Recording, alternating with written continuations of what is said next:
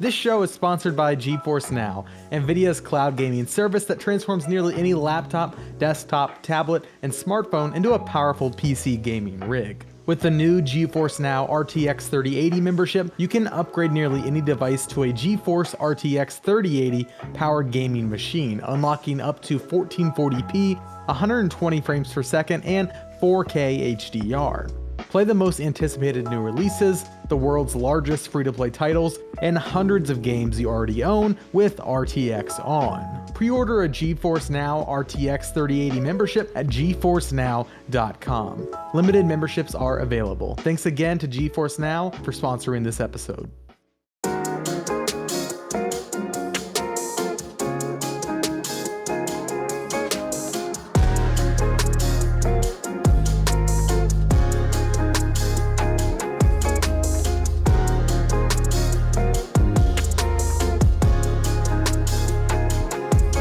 Welcome to the Game Informer Show, a weekly video game podcast releasing every Thursday. I am your host, Alex Stadnick, and as always, I'm honored to be joined by the illustrious Alex Van Aken. Hello, sir.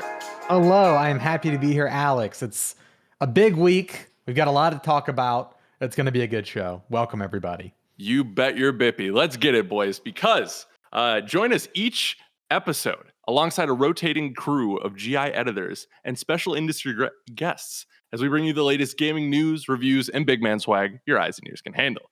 As Mr. Van Aken said, we got a big one this week. This week, we're breaking down our thoughts on Halo multiplayer, baby. That's right.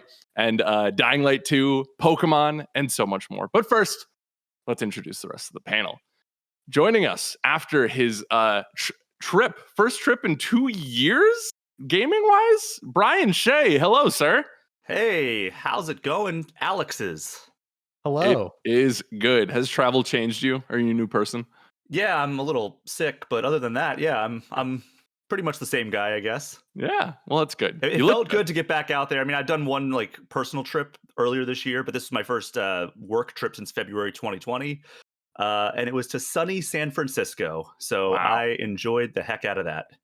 Very nice. And of course, the king of late night is here, John Carson. Hello, sir. Hello, everyone. It's a little bit too early for me today. It's like, what, 1 p.m.? Yeah, 1:30. King of late night doesn't get up till about 6, so...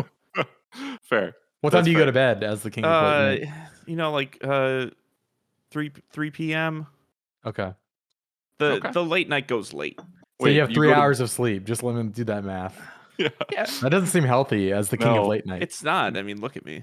Just historically, kings are never the healthiest people in history, but we've got other people to be healthy for us. Exactly. So, alrighty, folks, we got a big one today. We'll jump right in.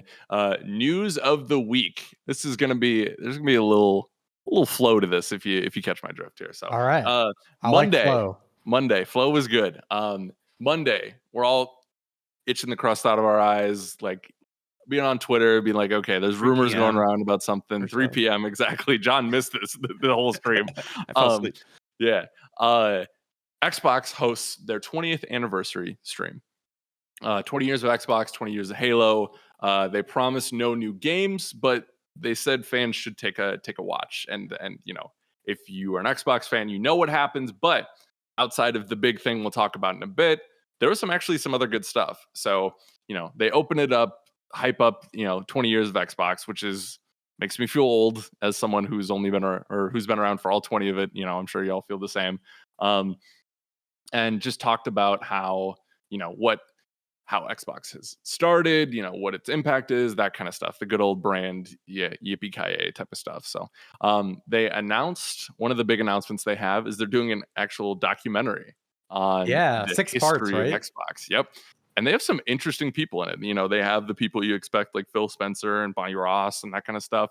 They also had Snoop Dogg in there, just like casually, who I saw, I can't remember if it was on Twitter or on Discord or something, but someone shared a video of him crap talking like EA and Xbox like every time Madden goes down. So I was like, okay, bold that you would include him on this, but it's the DOGG. You can't not have him. So that's a documentary I'm actually excited for because, like we've talked about on the show, we're all Xbox fans, I think, here. And, Xbox has had a huge role in our passions and getting us where we are. And I'm curious to hear what the backroom tea is on how all this came to be. Especially, I'm very excited to hear about like the Xbox One days. Very curious how much they go into that, or if they touch it at all. So, they I think better. we'll see Don Matrick in this documentary. Oh yeah. I feel like we'll see him in like the reveal of the thing. I don't know if they're going to be able to interview him. It'll though, be like because- Don Matrick, and like his lower third title will be like working his second job. we had to go find. I know that was a him in, like, PlayStation thing, Cuba. but I'm pretty sure Don Matrick said something very similar about the Xbox One, and like people will do what they need to do to get this thing. The always Oh, online yeah. thing. Yeah. Yeah. Yeah, not great. So that would be interesting. I don't know when they said that's coming out. I don't know if we had a date on that, but That was like December or something. Let me look okay. quick. Yeah, take a look. That'll be fun to watch over the holidays. Yeah, that'll be It's good. like a 6-part series. Yeah. I'm interested in seeing what people's thoughts were during the whole Red Ring of Death saga. Yeah. that they pointed out in the trailer for that. Shout out to the towel trick. Kept my Xbox save alive yours? for far longer than it should have. Yeah. It's That's funny amazing. because I think I've said this on the podcast before. I never had a Red Ring of Death, but I went through 7 Xbox 360s. So I never had a convenient trick or anything like that. It's just they kept dying on me. Were you playing football with them? Like, what were you doing? Different thing every time. Different thing every time, too, which is wild. Wow.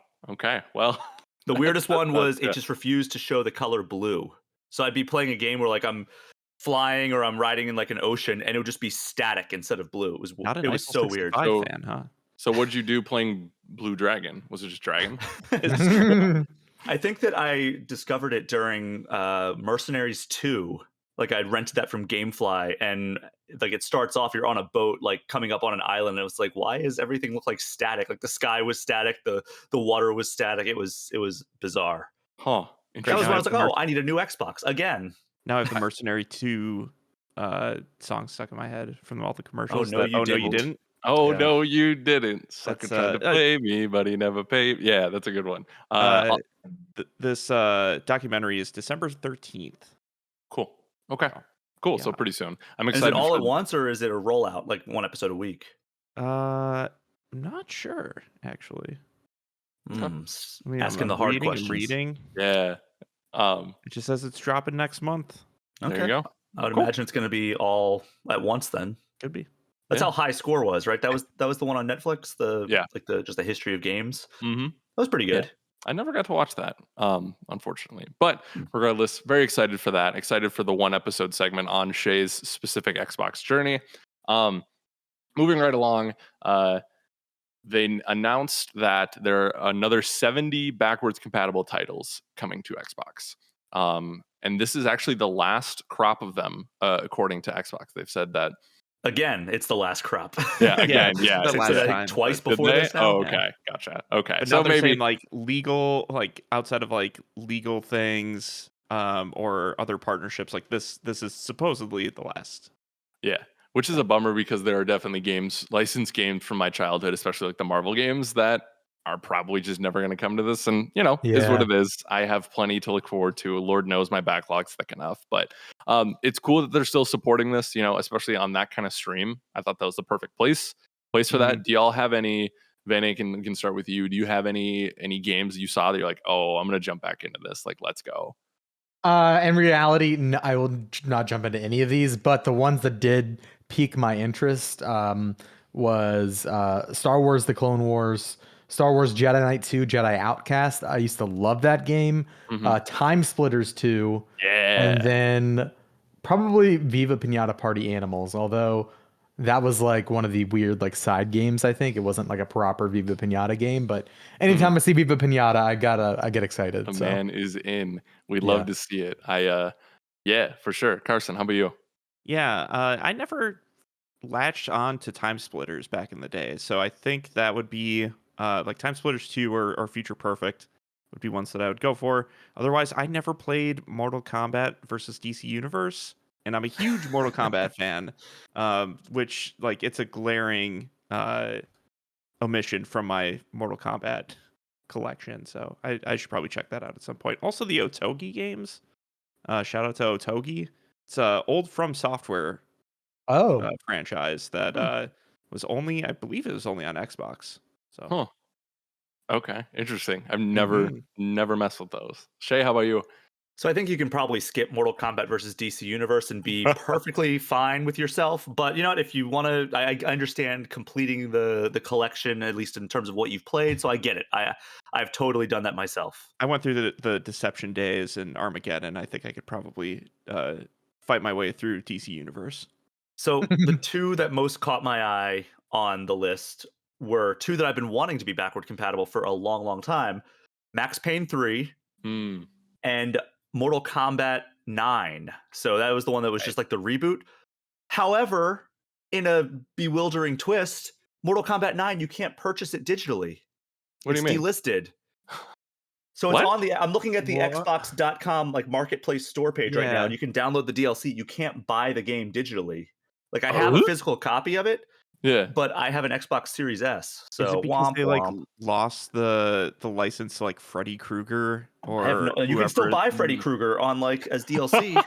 Yeah, I mean, but the other thing, I don't know if we're going to talk about this more later, but a lot of games got FPS boosts as well. Mm-hmm. And I was watching some videos. You know, I'm a Sonic boy.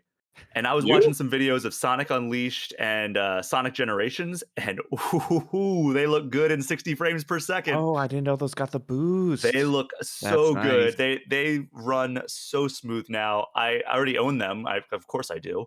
So I'm excited to dive back into those. I think I'm more excited about those than the impossible to obtain Mortal Kombat or the $20 Max Payne 3. For sure. That feels on brand for you. I forgot about the FPS boost stuff, and I think it's coming to like the Fable games as well, right? Yeah, Oh, really? Fable, Fear 3, Yeah. Fear 3, Binary good game. Domain, Yeah. wow. Oh, baby. Yeah. Near, just in time for like 6 months after Near Replicant dropped. hmm Yeah. It's a great lineup. I think I was a little because I was working on some of our Halo stuff and I wasn't paying attention as closely, and I thought these were all games that were coming to Game Pass. So then when I found out I they weren't, wish. which way that they are not, let's be clear, at least for right now, Not yet. I was very disappointed. I was like, oh man, because the big one that for me that was really exciting was to see Star Wars Episode 3: Revenge of the Sith coming, because that's one of my favorite Star Wars games. That game is so good. My friends and I would have lightsaber duels in that thing because they had like a multiplayer arena section that you could play or whatever. Not really arena, it was 1v1, but still, it was. We would test who was the best swordsman, and I just love that game. And I just remember with that game, it came out like a week before the movie hit theaters. And I just got the entire story spoiled for me because of the game. In the ideal form. no. Oh no, you hate to see it. Did it have the famous Vader scene at the end too? Did you get no? I don't think so. Yeah. Maybe it did. I don't know. I mean, I was like a senior in high school when that happened. Well, now we can go back and play it and see if it's actually there or not. So yeah, really good stuff for people who, the Xbox is positioning it as like, we care about game curation. We want to make sure all of these games are available to people, which is Well, they great. did. Now they don't. Now they don't. Yeah, Now they legally don't. legally they do not care about games They've anymore. washed their hands of game curation. Yeah. But so exciting for people who just want to have their games back. That's all you can ask for. Moving right along, there was some stuff with The Rock. We don't need to dive into that. There's an Xbox Vault somewhere that you can get a Promoted his movie. oil painting. Yeah, he promoted the Netflix movie. Let's move into the Halo section because that's what they ended this relatively short stream with. Teased us with the first look at the Halo series coming to Paramount Plus, which I thought was originally a Showtime show or a Stars show, either or, and then obviously they wanted to put it on a service that a lot more people probably use now. No shade to the other But ones, still, like, how many Yeah. people do you know that have Paramount Plus? I don't know anybody. I do. I have it. Yeah, I was gonna say, Yeah, but I only have it because of NFL football. NFL. Yep. Yeah, I think that's it. My parents were telling me about how like CBS games are on Paramount Plus. I'm like, okay. And I only have it now because I canceled it because it was so glitchy that they gave me 2 months free. That's the Oh. plus. I do That's- feel like that's the there is a plus. Venn diagram of sports fans and Halo fans that intersect. Yep. We call it esports. There are There dozens you of go. us. Yeah. So it showed John's back, his surgically enhanced Yep, back. right here. Pasty white self. Yep, John, turn around. There it is. And then we saw him putting I thought you were going all the way. No, you don't want to see my back. I wouldn't say It's no. not good for an audio podcast. True. He put the suit on, which looks very good, and then Gentile Cortana saying like "Hello, Master Chief" or something like that. So very brief, very quick. Nice little teasy tease. Said 2022 for the stream, which be honest doesn't feel real still. Like they've been talking about that show for the better part of half a decade. Add a zero to that. Yeah. Well, not counting like the Peter Jackson stuff, the Neil Blomkamp stuff, like we've been waiting to see Halo on some sort of screen for probably half of its 20-year existence. But and then, not to be outdone, Joseph Staten and his crew at 343 got up on stage and we're like, hey, guess what? All these rumors, they true. Halo multiplayer out right now. Go enjoy, have fun, battle pass progression. The whole thing carries over. All the maps are there.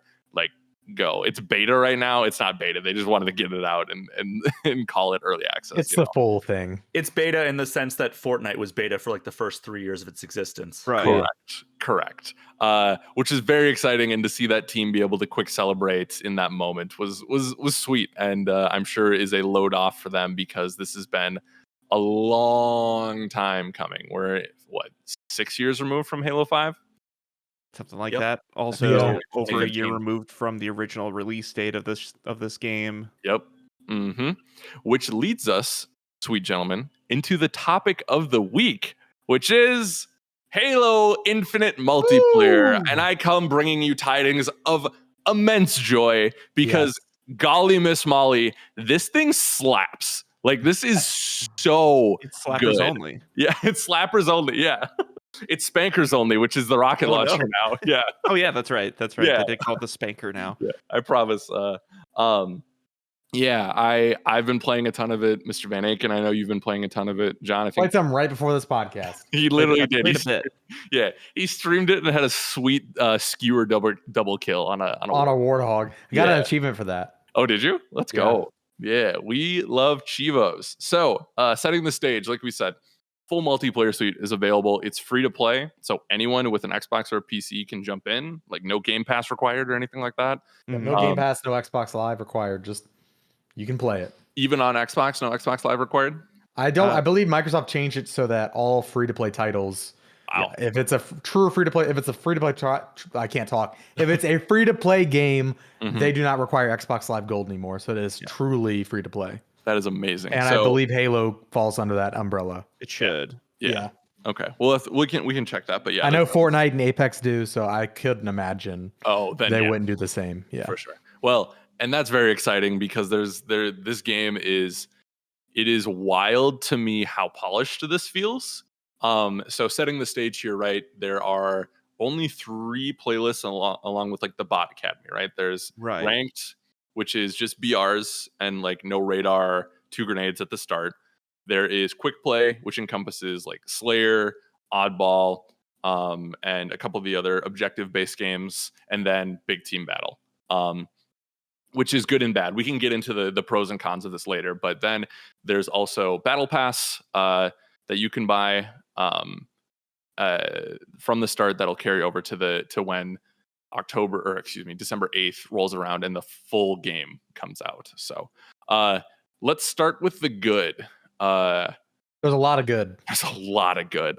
This is the best Halo multiplayer has felt since 3, like bar none. Yeah, I think so. I'd agree. I think 343 has really, really honed their craft here and learned what Halo should feel like, but also brought it into a modern setting that works incredibly well. Like, I think, as the Halo community knows, sprint has been an issue, right? Sprint has felt weird in Halo, and I don't know if anyone has really figured it out until now, but the speed feels perfect, especially with the map design. It feels natural in this arena. I think like stuff like TTK feel really good. The weapons, along with, you know, the sound design, but the actual weapons feel amazing, and like they should.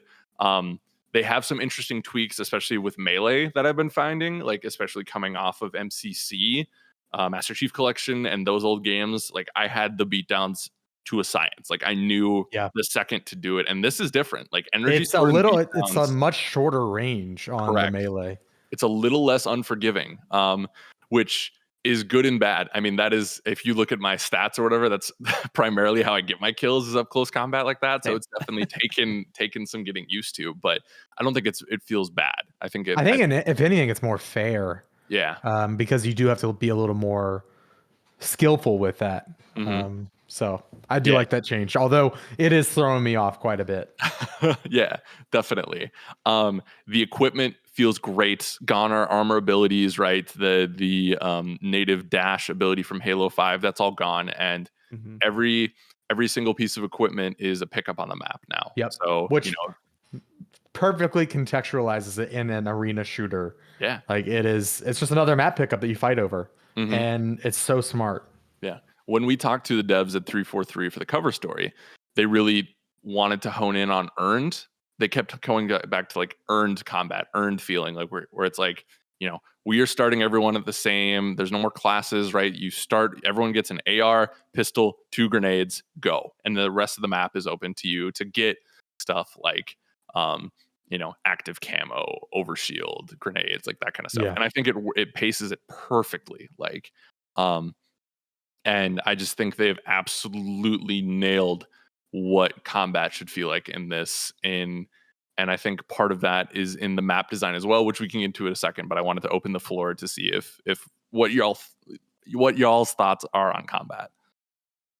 I mean, it feels phenomenal. I think a lot of, as you said, a lot of the past since 343 took over, you kind of tell they were struggling with being in the shadow of Bungie for Halo 4 and Halo 5, and it seemed like they were scared to make some changes that needed to be made to make Halo modernized, and then they like went a little too far in some areas, and then other areas they were like too scared to change anything. I feel like this as a whole, as Halo Infinite multiplayer, is a confident Halo multiplayer. You can see it, like certain weapons are just gone, like the DMR gone. Praise be. Sorry, I had to take and like they weren't afraid. The battle rifle's different now. Right. They aren't afraid to shake things up and make the Halo they want to make, and I think it results in a really great multiplayer experience. Like Alex said, the focus on getting rid of like the, you know, custom games are one thing, right? But like when you want to develop a competitive Halo game, you need that even playing field and something that's simple, like you said, like the AR, the pistol, 2 grenades. That's simple. Whereas like Halo 4 is like, okay, do I want to get sprint? Do I want to get the armor thrusters? What do I want to? Yeah, it was just like a lot. Yeah, well, and I would argue too, Bungie started to lose their way a little bit at the end. They did, yeah. That started in Reach. Yeah, I think Reach is the time where it feels like Halo for the first time in its lifetime was maybe trying to, and I don't know if this is fair. We talking about multiplayer, because the campaign I loved. Yeah. Oh, yeah. Reach campaign is the best campaign. Multiplayer, I actually think, is one of my least favorite suites because it feels like they were chasing what other people were doing. Because like Call of Duty was doing abilities at that time. You know, it's really a product of its time. Right? Yeah. And it feels like 343 said, no, we're bucking that trend. And we're distilling this down to what feels good in Halo, and I think they've really done a great job with that. John, how do you feel? Yeah, I'm going to echo the sentiments from both Alexes. I think the confidence in the Halo design is key here, especially with like you were saying with Reach, with Halo 4 and 5. A lot of it felt reactionary to other shooters, other more popular shooters at the time. Your Call of Duties, and then eventually like your Battlefield was really big at one point, so you start getting like even bigger team battles. And there was that weird thing where you could hover in the air while aiming down sights. Yep. And Halo. Yeah. And so things didn't really feel like Halo. And I'm sure that was part of their design at the time, but there's something really refreshing about just returning to what feels like a core Halo experience. And it's surprising to me because at the beginning of the year, I was wondering like who even wants to play Halo anymore in a world of Fortnite and Apex Legends, like your big battle royales, like Mhm. even basic like multiplayer Call of Duty didn't seem interesting anymore. And Even like, so like yeah, not like seeing 343 not take the bait and go for a battle royal, at least not right away, is refreshing as well. Um, but like getting those core tenets of Halo down mhm. uh, is like I said, it's refreshing and I'm really happy to see it. It's been great for the few matches that I've been able to play. Yeah, the narrative is so interesting to look back on, right? Because especially when Battlefield released that trailer at the start of the year, or E3, or right before E3, Mm, everyone was like, "It's done. Like yeah, the return of the it's king. Battlefield. Battlefield is It's back." here. And now, no shade to Battlefield right now, but like no one's talking about Battlefield. Uh, Everyone is focused on Halo. You know, As it. well, as the person reviewing Battlefield, all I want to do is play Halo. I know. Yeah. I'll just say that. um, and it's fascinating seeing how things have changed over the last couple of months, and I think that's largely due to everything we've talked about too, right? But 343's willingness to be open and engage the community and like fix the things that have been wrong from those flight tests. And I think that's huge. Another reason why I think this game works so well is I think the map design is the best it's been in 343's Yeah. tenure. Yep. Um, we got a taste of it in the flights, right? But the whole multiplayer map suite just feels very refined, very tailored, amazing experiences. Some of them look maybe a little samey, especially like the big team yeah, Yeah. maps, I can see that. but I don't think that's a bad thing because of the details within them, right? Um, I'm trying to think if I have any highlight or like my favorite map, but it I've just got some. I've got the map list right here that okay. I'm looking at. My highlights are. Oh, where is it at? Live Fire. That one is the training ground map. I That- love that map with the So good. underground tunnel. Mm-hmm. That will be. I think that might go down as like one of the series. Like when we look back, like 10 years from now, this map is gonna be a fan favorite for sure. Yeah. I mean, there's really not a map I don't like. Maybe Deadlock is my least favorite map. Oh, interesting. That's one of Okay. the big team battle ones, Yep. and I think that's only because I just don't think I'm a big fan of that map. And that like, is did you what guys have a bad round? See, I Like, mean. I played on it that's multiple fun. times. yeah. I think I always get the stockpile mode, which is the Oh seeds. yeah, Mm-hmm. I actually really And like Stockpile. Oh, do you? Yeah, Yep. and I've only played a couple rounds of it, but I like that it's like even like multi-flag CTF, where you can steal yeah, the opponent's flags if you Mhm. want to. Like it takes a while though. I think there's some tweaking that they need to do with the mode a bit, but yeah. I found it to be pretty interesting overall. I It's produced some hilarity for sure. Sorry, Yeah. VA. Yeah. Yeah, no, you're fine. I totally agree. Deadlock, I think I will like the map more if they change some of the weapons on it. Mm. I think it definitely needs a All proper rockets. sniper. Yeah, all rockets. It only has a banish sniper that I am The blanking on skewer? the name of. Not the skewer, it's something else. Mm. It's the red one. The Not red like the stalker covenant one. rifle. Yeah, that one. I Okay. believe that's the only snipe. I could be wrong.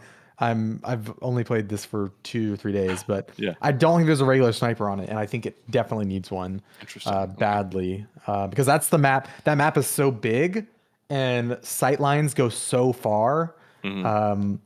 But when you're using regular weapons, by the time like you get some shields off, like by the time you get over there, people's shields have already regenerated, and I think I would love to just sit back in the base with a sniper and just like pick people off. But that's like there's 10 maps. That's the only map I mildly am not interested in. And yeah.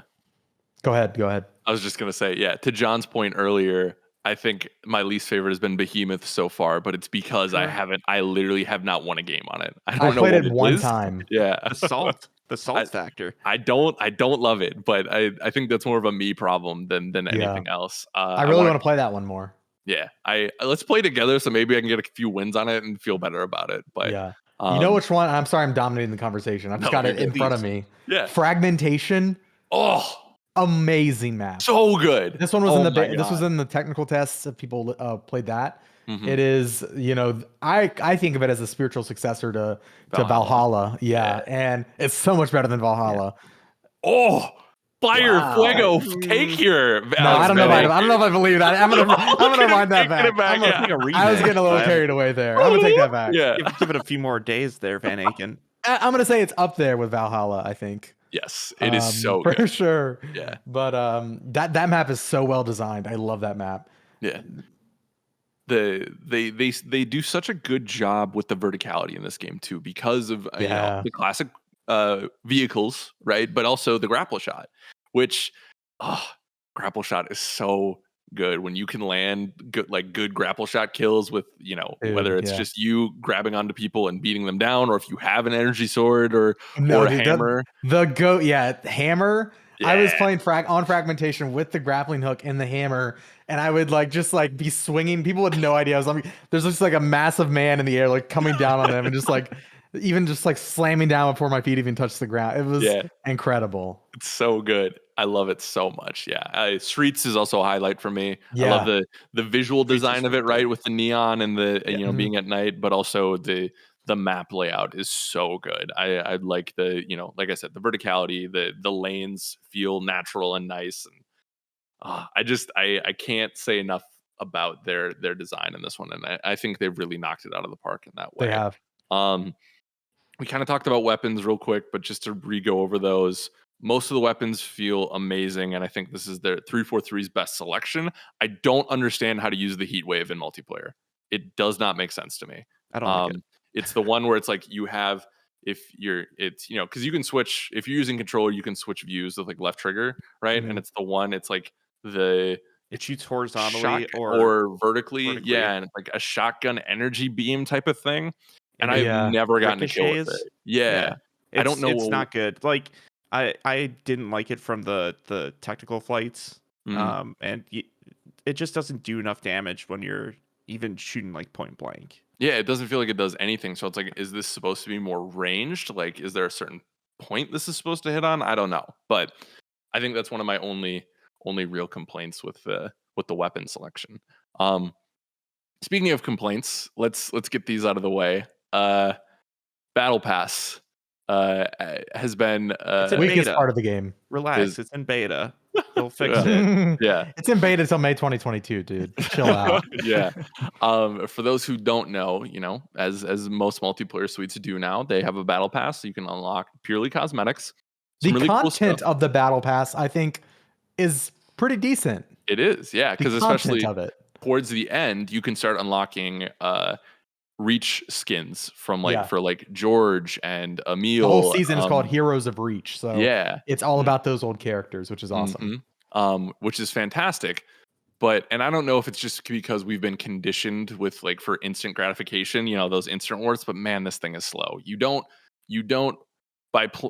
necessarily gain XP towards it by playing games, even though there are some challenges that you can. It is a challenge-based system, so it's if you play 3 games, you get 100 XP.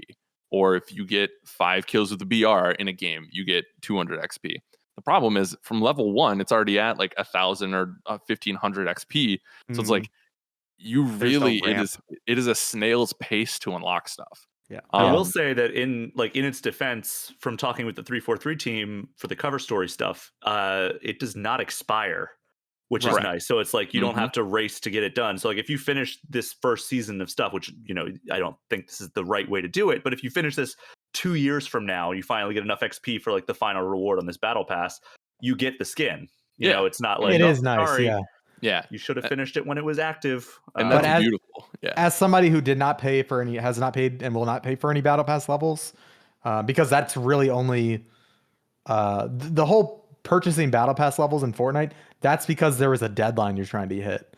So I will never buy levels in this battle pass because there's no deadline, and I do give them props for that. I will say, I think at the current pace I'm going, I don't think I'm going to hit level 100 till January, February. Oh, at least. Yeah. I've been playing hours every day. Yeah. I think I played like 7 hours yesterday between morning and 2 a.m. when I went to bed. Battlefield on one Maybe not stream, 7 hours. Halo Not on the 7 other. hours. Yep. That was an Yeah, exaggeration. exactly. 5 hours though, and I got like not even a level, maybe one level. Mhm. Yeah. It is worth noting that they have said that they're going to look into the progression speed. Yeah. So Yeah. I think trust them too. I'm writing a thing that kind of ties into all this, but it seems like from the Master Chief Collection and like the stuff they learned from like working with the community on how they run a live service game, it seems like they've learned a lot from that, and they're implementing those kind of lines of communication and lessons that they learned through that into Infinite. And I'm really excited to see how the team reacts, because it seems like from all indications they have a overall very positive project on their hands with Halo Infinite. It just seems like it needs a few things that could be tweaking, and they've shown that they will be very reactive to what the community wants and needs, and hopefully that carries through with this. Yeah, they straight up said to us in our cover story talks, where I can't remember the developer who said it, because there was like 20 of them in our interviews, but like one of them said straight up, like, if we're wrong and we're going to fix it. Like this is our initial vision, but we're relying on the community to give us respectful feedback, even though there's some people on the timeline who don't know the meaning of that word. But I think everything's on the table. And I think that's very exciting. So, and if my main gripe on this thing is that the cosmetics don't come quick enough, we're soaring, cruising, flying, baby. Like, let's go. Yeah. That's the point I was going to make, was like this game's fresh. Everybody's playing it. Everybody's talking about it. If the battle pass is going to be the thing that people are kind of stuck on right now, and like people are still playing the game, you don't have to worry about the legs of it yet. Mhm. Like, they have time to figure out the pacing of their battle pass. They could tweak that whenever. It's not going to be that big of a deal, and it is all just cosmetics. Yeah, which is great. My final complaint so far with my opening time with it is, and it's something that can be fixed, pretty quickly, is we need more playlists. I love, so far I've loved my experience with all the objective based stuff and the Slayer based stuff, right?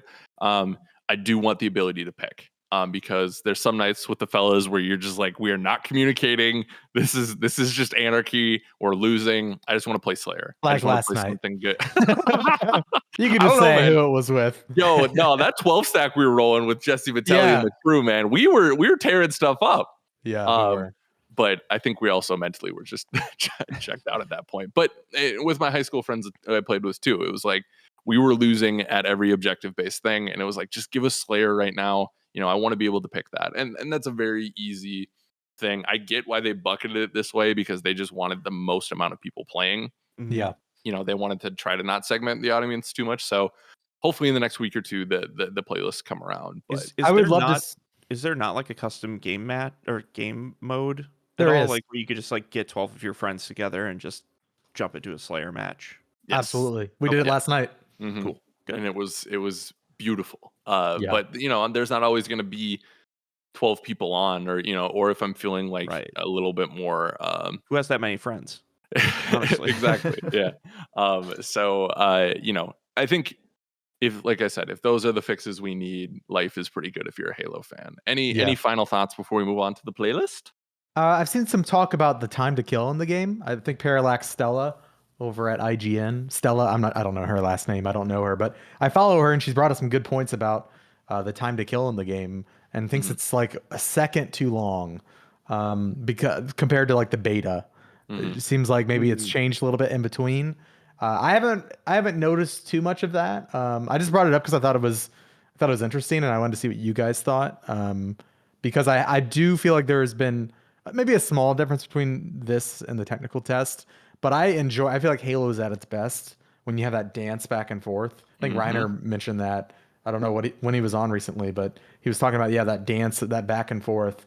Well, 343 also mentioned that to us when we were talking, like specifically that terminology. The dance, when they were talking about like why Halo multiplayer is like so distinct from most other shooters on the market. Is like, it's not like, oh, the Call of Duty guy I'm playing against saw me first, so now I'm dead. It's like, no, you have like that moment of like, he sees me, maybe he got an extra shot in before I turn around and see him, and then we're like you said, the dance where either strafing and shooting at each other or Halo jumping. And yes, there's a lot of that going on, and that's definitely like a very, very trademark part of the Halo experience. Yeah. Mhm. I just want to bring that up because I thought Stella and the IGN crew had an interesting conversation. I go check out one of their shows for that. But I'm overall really, really happy. I'm with you. This is the best Halo multiplayer. Granted, take it with a grain of salt. We're It's been a couple first days. weekend. It's been a couple days. The hype is high. This has the potential to be up there in the upper echelon of Halo multiplayer games. I will say that. I agree with tempering, right? Because because podcasts online live forever until we take them down and the internet blows up. I do But think at the same time, what makes it. We know it makes it. There's foundational pieces here that Yeah. I can tell you from the second I picked up Halo 5 comparing to this, it's different. It's actually shocking that the same teams made these games because they feel so different. And Infinite is so much more. And it's so weird, right? We keep talking about feel and Halo feel this, feel that. It's such an intangible thing, but it's there. Right. You know it when it's there, and it is there in spades in ways it hasn't been. And like I think unless they do something to totally change the meta, which is entirely possible, that's the era we're in, I think this is the best start ever, and that could have asked for. So I really think they have something special in their hands. So yeah, that's what I know. Awesome. I know that we all need a break, so we're gonna take a quick one, and then we're gonna get to the playlist, baby. Let's go. Welcome back to the mother freaking Game Informer show. Just so I'm gonna curse there for a second. Dan Tack hosting. I was gonna say that's what I was trying to channel my inner tag. I was gonna have to go and tattle on you. Oh yeah, yeah. To the FCC.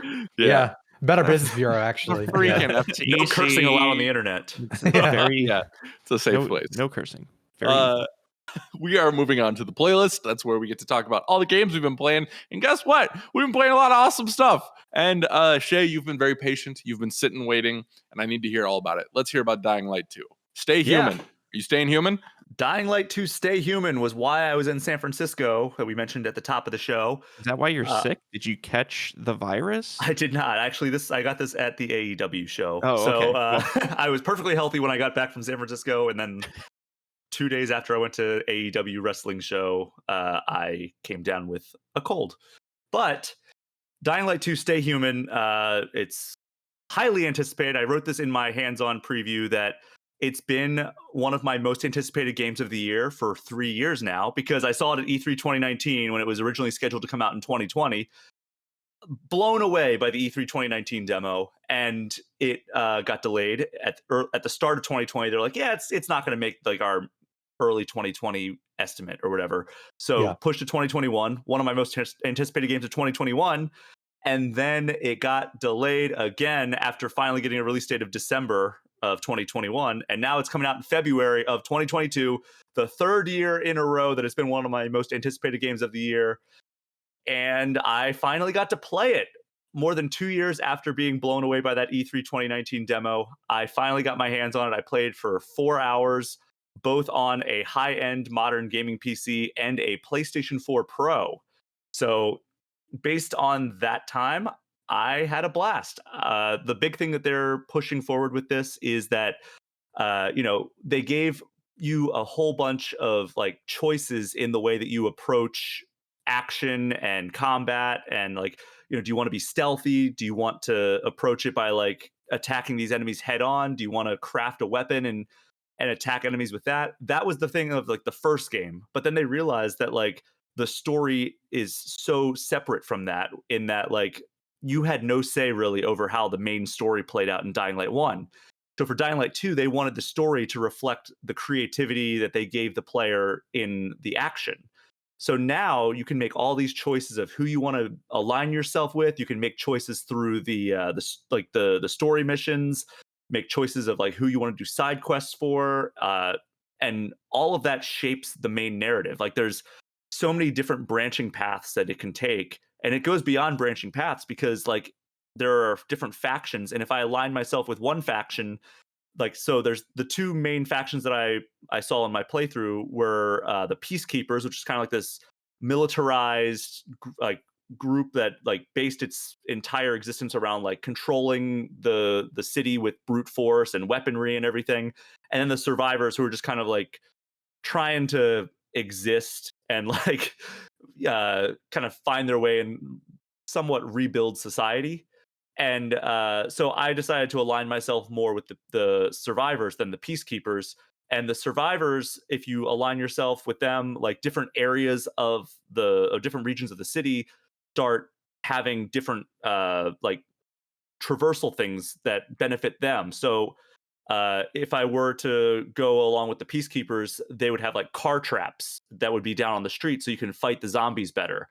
But I decided to go with the survivors. So they installed zip lines all around the city because like they had more control. So in doing that, they installed zip lines so they could get from like rooftop to rooftop without having to go down and fight the zombies. So you get different perks for based on like which sides you go with. But it does continue the story of the first Dying Light. I think it is like 20 or 30 years in the future. So different casts and everything, but like this is like long after that first outbreak in the city of Haran. Now it's like I think expanded out to the entire world, and I think they said something like 70 or 80% of the population has been either turned or killed. So it's in a period they call the modern Dark Ages. So there's not a whole lot of like outside communication or anything like that. You don't really have an idea of what's going on in the rest of the world. All you have is pretty much what's in front of you. And it takes place in, it's just called The City, but there are different regions. Old Villador is where I started, and that was kind of like a less built up part of the city where it's like 4 or 5 story buildings, different settlements and everything that you can unlock. There are like strongholds that you can go into and take down and like loot and everything, similar to how you do in Far Cry. And you can choose to go stealth or guns blazing again. You take down like a captain, and that helps liberate the area. But there's also like windmills to get operating, so it powers different settlements, and you can unlock settlements which open up new hubs and new side quests and new quest givers. So there's all kinds of stuff going on in the open world. But so Old Villador was the first part, and then I went to Central Loop, which is like skyscrapers. So like there's so much verticality in this, and that's where I met Lawan, who Rosario Dawson plays. And I thought maybe they would get her to be like a side character, but she seems like she's going to be a very main character. And I talked to the narrative lead, and he was saying like she's a total badass. And based on how you interact with her, that's going to play out like whether she kind of ends with like as this total badass. Like apparently when you meet her, she has like a kill list of like all these jerks across the entire city that she wants to take out. And you can be a positive or a negative influence on her, and like either she'll like find some peace by the end of it, or maybe like she goes through with it and isn't really fulfilled, but she accomplishes her mission. They didn't really outright say that, but like that was kind of like the implication that like you have a lot of say in her story. But yeah, there were other characters that I did get to see their story all the way through, and it's like, wow, this one character who was a main character in my storyline ended up not being a main character for other people because they sided with them, the other people. And it's like, oh, she was like an enemy in mine. Oh, she was like my best friend in my playthrough. So it was cool. It was interesting to compare notes in that regard. So yeah, came away very impressed. The parkour feels great. The vast majority of my time was on the PC, which is a pretty powerful PC from what I could tell.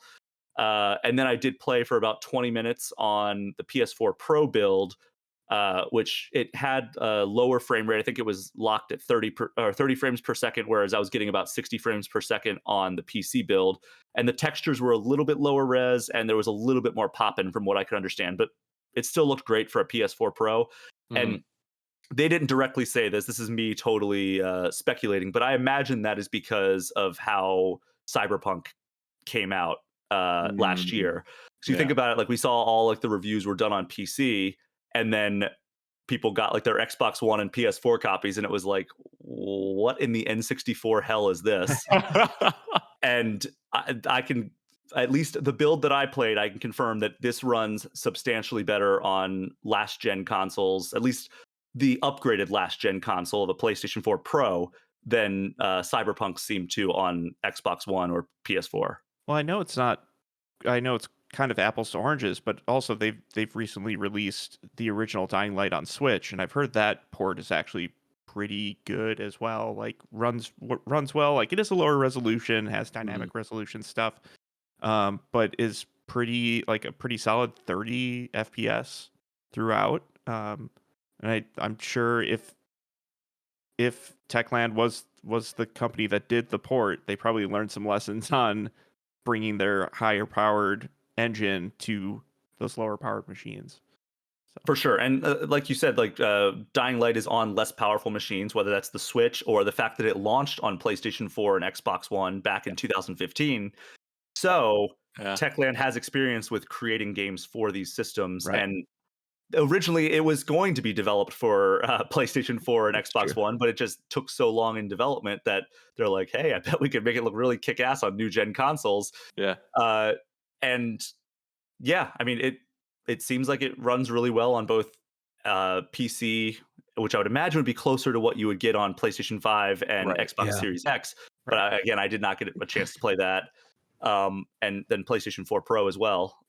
And it is coming to Switch, but via the cloud. So I haven't gotten my hands on any of like the cloud games on Switch, but yeah, it seems like that's kind of the workaround that a lot of developers are doing is like, all right, the Switch is nowhere near as powerful to play something like Control or Guardians of the Galaxy. Right. Let's just put it in the cloud and let people stream it. And my speculation is that eventually we're going to get Game Pass streaming on Switch, Xbox Game Pass streaming on Switch. I think that is the Game Pass.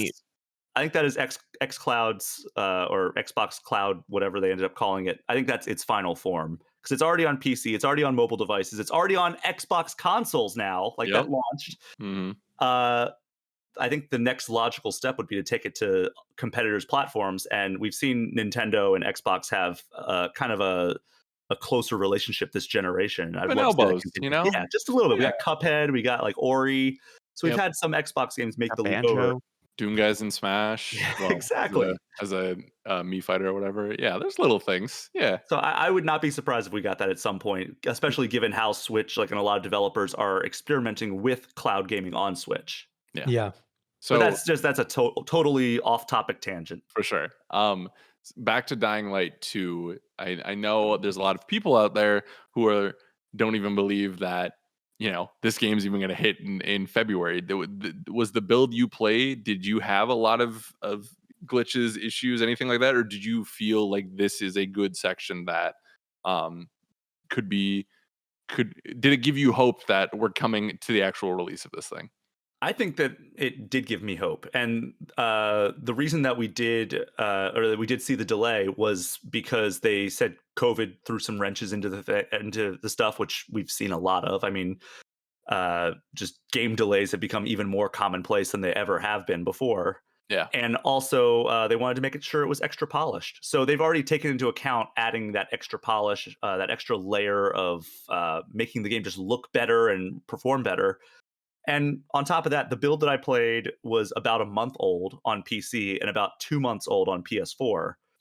So it was already running pretty well. I think that, a couple extra months won't hurt them. That's for sure. There were some tiny little things that I noticed. And there was some pop-ins still on the PC. It wasn't like it was running flawlessly. Yeah. But yeah, like overall, I think I came away pretty impressed from my time with Dying Light 2. Amazing. That's exciting. We like when good games are potentially good games are good in preview. So hopefully that trend continues. So definitely go check out Shay's written impressions on the site. We did a new gameplay today on a YouTube page you can check out. A lot of good stuff there. So thank you, Mr. Shay. Moving on to one John Carson. Hello, sir. Hello. I'm excited because we get to talk about Pokemon Brilliant Diamond and Shining Pearl. We do, finally. Finally, it's been a long time. Well, it has been a long time. Yeah, it's been like a decade since those games have come out, right? Right. 15 years? Something like that. It's been a while. Yeah. Started the DS, right? Right. Yeah. So, Pokemon and Game Freak and Ilka are releasing the remakes to what some people would argue is the best generation of Pokemon. I don't know if I agree with that, but some people would argue it. Everyone has their favorites. The greatest generation, they call it. Your favorite Pokemon is just the one you played first. Exactly, 100%. Unless you played Red first and then played Gold, and then gold is Yeah. obviously. So John, tell me about it. You got to play, you went hands-on with it. You did the review for us. Yeah. Tell us the good, tell us the bad. If there's any ugly, we can talk about that too. Yeah, I guess we'll start with the good. It is very much Diamond and Pearl. They gave a graphical update to these two DS games, put it onto the Switch, and I'd say for better or worse, it's nearly the same experience going from town to town, from gym to gym, catching the same Pokemon that you would have had through those original experiences. And I think that's good for remakes. I feel like, especially when it's harder to get your hands on like a DS and like the original DS version, and the way that like Game Freak has handled remakes in the past, where they're more like pseudo sequels to the originals. I think it's nice that it's just following the original story, and not putting too much on top of it. There are new experiences in there. Like they've changed the underground quite a bit, which was this feature where you can dig underground and there's this big labyrinth of caves that you can like dig in the walls and get jewels and fossils. But now you can get like statues in there, and statues are used to put in your secret bases, which are also different. But putting statues in secret bases will change what kind of Pokemon that you'll actually run into in the underground. So if you want to just like, oh, I want to run into more fire Pokemon, I'll put these Rapidash statues in my secret base, and it'll populate more fire-based Pokemon. Oh, interesting. So it's not the exact Pokemon. It's not just the exact type? Pokemon. No, Got it's going to be more the type. Mhm. But what's cool about the underground too is you're going to run into Pokemon that aren't in the traditional Sinnoh Pokedex down there. But also, from my understanding, all the Pokemon in the game are only up until Generation 4, so nothing after. Got it. So I think Sinnoh had like maybe about 150 to begin with, and then there's like 450 or something total at that point. Yeah. So that extra like somewhere in those 300 extra Pokemon, you could find quite a few of them down in the underground before Mhm. like you beat the Elite Four Mhm. up above. So there's cool ways of like changing up your experience through using the underground.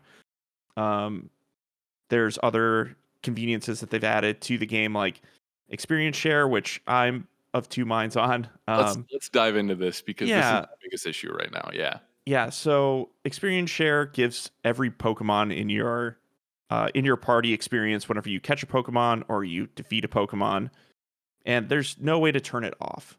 Um, what's nice about it is it smooths out your levels for all of the other Pokemon in your party. It makes it so you're not grinding as much as you're playing through. The problem in my experience is once I got, let's say, like 2 to 3 gyms in, I was like 10 levels over everything that I was fighting. Easily. So I was just steamrolling everything. That's Mhm. always the problem with experience share. And I actually prefer experience share as a concept, Yeah, but I think it is a little bit too generous at times where it's like, all right, I've been using my Monferno so much that like he's maybe 2 levels above everyone He's else. literally I've- gone. yeah, Yeah. yeah, I've been playing Brilliant Diamond and Shining Pearl as well, or I've been playing Oh, Shining good. Pearl in specific.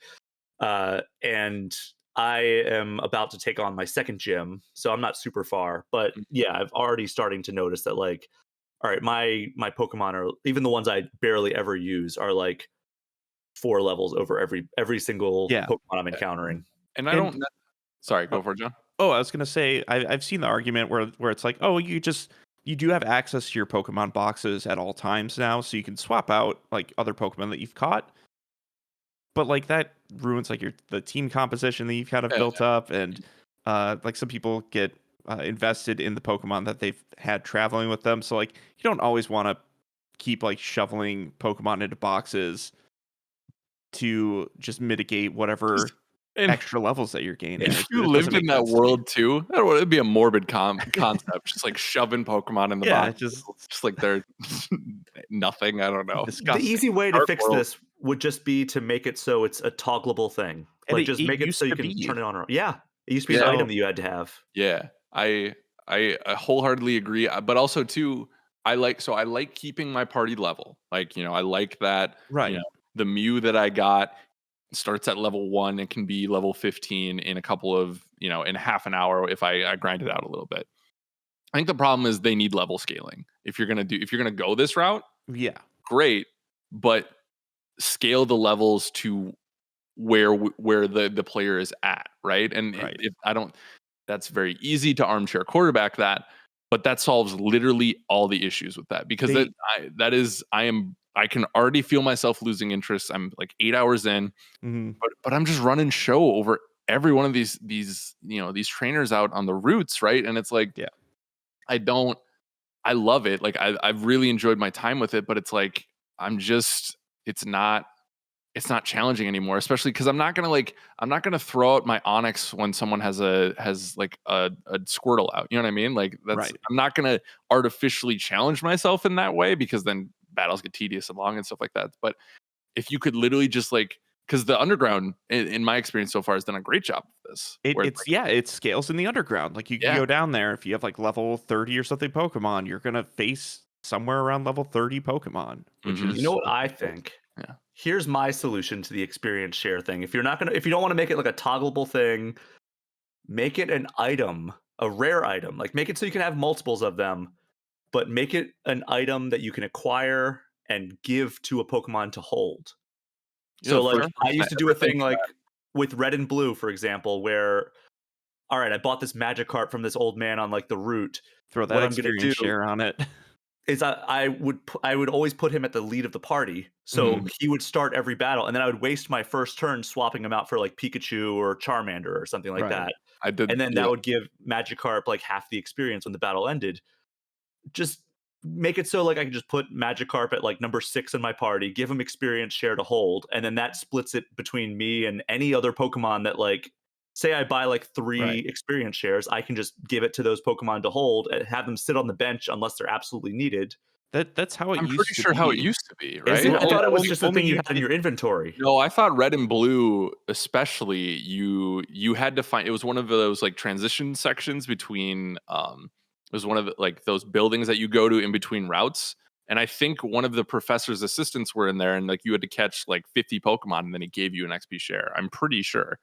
Um, we can fact check that Looking out. it up right now. I didn't. know, I don't remember it being there in Red weren't and Blue. any hold items in Red and Blue, but yeah, I feel like that was originally like the EXP share concept was you give it to one Pokemon, it shares whatever your active Pokemon are getting for You're experience, or like right. getting half. And Wow, then this guy hosts our Nintendo podcast. Yeah, I right. know. Yikes, dude. Wow. Well, I Didn't remember even know. I remember Experience All. Cancel my appearance this week. Um, Yeah, and then they changed it to like experience all. So like it was an item that you could just toggle on and off. And now they have things like autosave that you can toggle on and off. Just I would say do it with experience share. Though the weird thing is that they didn't like tweak the trainer battles that they originally had in Diamond and Pearl to adjust for the additional experience that your Pokemon are getting. In Sword and Shield, and I want to say for the most part, Sun and Moon, they did account for that a little bit more. Mm-hmm. So you were facing like equally leveled Pokemon, or at least closer Yeah. than what I've experienced in Diamond and Pearl, or Shining Pearl Yeah. and Brilliant Diamond. Yeah, because for me, the start of the game, I thought the challenge was great because I did have to grind like a little bit to beat the boss. Right. It's because I chose the fire type poke. I chose Monferno or whatever. So I was screwed against the the rock gym, right? So like it took me a little bit. I had to go get a Machamp or Machamp, not a Machamp, a Machop. Trade it. And yeah, well, John, we got to talk. I have some trades I need to. All right. Yeah. do Hey, with you I need to there. get a Gengar. Let's Yeah. talk. Oh, Let's there you talk go. after this. Yeah. But So like the difficulty was there at the start, and then there's a point where I was like, oh, I'm just running roughshod. So I started skipping trainers yeah, to make sure I wasn't hitting like the big money experience givers. So Mhm. Yeah, and like I said, I don't know how difficult that is from a development perspective, but games have done this, right? Like this Right. isn't a new concept, and I know it's Game Freak, Nintendo, Pokemon, they run to the beat of their own drum, but like, and I know these are kids games, right? Like Pokemon is still a Right, child's yeah. game, even though its audience spans to Someone in people our like YouTube us. comments was like, if you want a hard game, play SMT5. I'm like, well, like I don't want something that hard, but I want something a little bit more challenging. But once again, like you said, it is a kids game. Like I don't mind that it's easier. I just wish it was a little bit closer. It doesn't, yeah.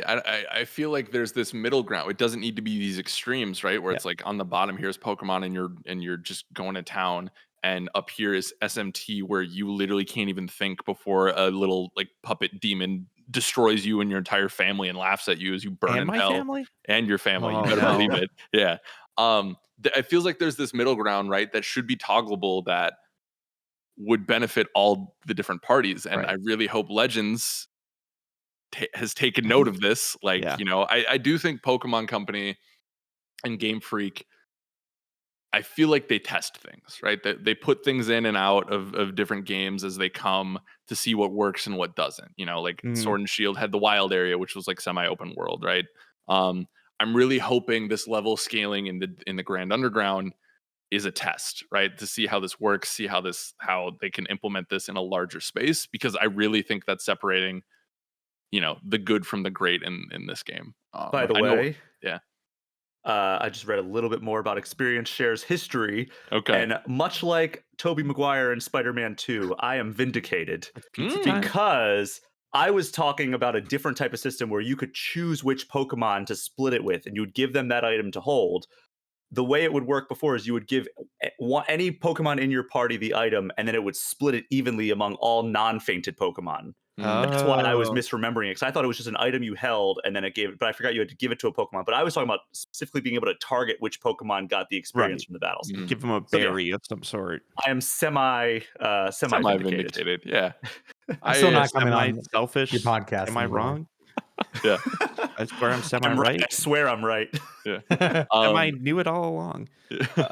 What else, John? What else are you loving? What else are you not liking? I think the game looks pretty good. I know some people could take or leave the chibi style. Like, I appreciate that it's a translation of the original art of those games. But once you get into battle, like you're getting detailed Pokemon models. You're getting full size human models, and those humans are like reacting and giving out orders and stuff. And I think those environments look really nice. I mentioned in the review, like I'm impressed with the reflections that they have in like the floors, in both the battle arenas and even just around the world. Like you walk into a Pokemon Center, and you can see everyone's reflection in the floor. Yep. Not a hint of a frame rate drop that I've seen as Mhm. well, Yeah. which is impressive for recent Pokemon titles. I think maybe it's the change in engine, because I believe this one's built on Unity compared to Really? yeah. I So, didn't know that. That's cool. but also it is a different developer altogether too. Like it's not Game Freak who's doing it. It's Ilka who did the Pokemon Home app. Hmm. But also they've worked with other RPGs in the past as well. Shay, did you look it up? I am looking it up, but I don't see anything immediately. But yeah, it is Ilka, and they had Junichi Masuda as like a kind of a semi-director. Like he's Right. sharing director roles with one of the people from Ilka, but he was the director of the original original Diamond and Pearl. So it's nice that he was a part of this, and it definitely feels like a classic Pokemon game. It doesn't feel like. I think Let's Go Pikachu and Eevee, as much as I want to love those games, they Held too deviate. off. Yeah, it feels not like a classic version. Like I think Let's Go Pikachu and Eevee, it's cool to have those games in like the high resolution visuals that they have. I just wish that like there was a way to flick on like the normal wild Pokemon encounters and not have to use motion controls if it's in docked mode. Like that was the weirdest thing, is like I could use non-motion controls and just like a press of the button if it was in handheld. In docked, I actually need to like fling the controllers at them to like throw the ball. I don't know if they fixed that in post-launch, but when I reviewed it, I was like, oh, this is like a game I actually prefer playing in handheld mode because I don't have to flail my arms when I want to throw the ball. Yeah. But I think that like if they put Fire Red and Leaf Green on Switch, I would rather play that than Let's Go Pikachu and Eevee. Oh, I love those games. They're so good. Yeah. Well, and speaking of handheld mode, no gameplay changes, right? But I think it looks better in handheld. It looks better in handheld, especially for sure. on it the doesn't OLED. blow up as well as some other Switch games to 4K or anything. So. But that's that. I mean, personal preference. That's how I want to play it, right? Like after I played Halo last night with AVA and the boys, I was too wired, so I grabbed my Switch. I went and mined some gems and some statues in the Dark Underground, and it was in the Grand Underground, and it was great. Underground's so good. Yeah, like I think that is my favorite part of the game. I think just wandering around down there, finding spots to mine, and just like going and catching some stuff, having some fun. Yeah. Some good Pokemon adventures. Yeah, who knew? As someone who didn't play the original games, I think this is I'm enjoying my time with it. It doesn't necessarily feel essential because of that difficulty that we talked about, right?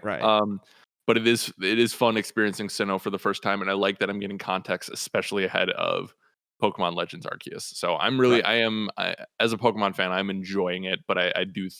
It's frustrating because it could be better, I think. Sure. Yeah. And like we obviously have gripes, but I feel like I gave it a pretty good score too. I gave it an 8.5. I really like it. I'm gonna keep playing it after review, and something I think I'll return to because it is an experience on Switch that we don't really have. We don't have a good classic Pokemon experience outside of possibly like Let's Go Pikachu and Eevee, which I do prefer the experience in Diamond and Pearl more. So there you go. Yeah. Cool. Well, review is on the site. Video review is on the YouTube page. If you want to go check that out. Both written by John Carson. Both incredible. So definitely go take a look. Brian Shea. Yeah. What the heck are you still doing here? You have your own podcast you got to do. I do.